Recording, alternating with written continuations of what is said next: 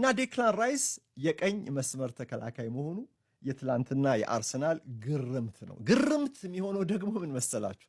ራይስን የመሰለ ቦክስ ቱ ቦክስ ምርጥ ተጫዋች በቀኝ መስመር ተከላካይ ላይ እንዲጀምር ማድረግ ብቻ ሳይሆን ራሱ ራይስ ደግሞ የተሰጠውን ይሄንን አዲሱን ሚና በሚያስገርም ብቃት መፈጸሙ።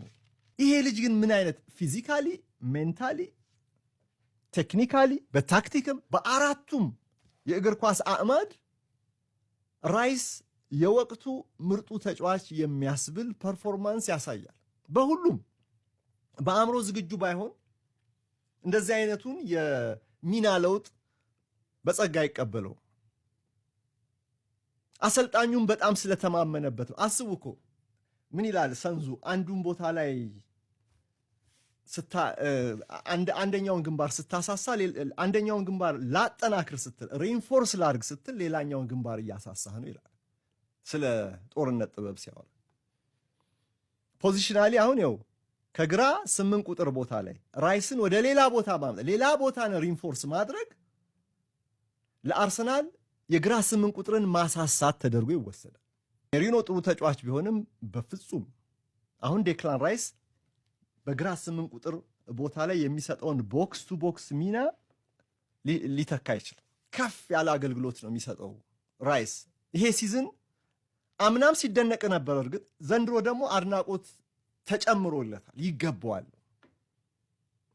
ግን አስገዳጅ ነው። ምን ያድርግ ሚኬል አርቴታ እና ውሳኔውም ደግሞ የተሳሳተ እንዳልሆነ እኮ አየን።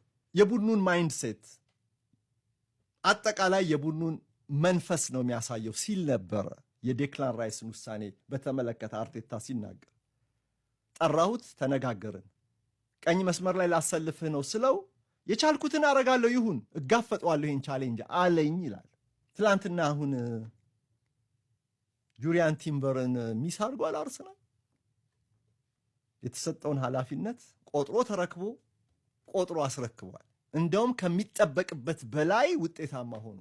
ለዚህ እኮ ነው ማነው ቴሌግራፍ ጋዜጣ ላይ ምን አነበብኩ መሰላችሁ? አሁን በዚህ ዘመን ይላል ዘጋቢው ዴክላን ራይስን ምርጡ አማካይ ነው ይሉታል።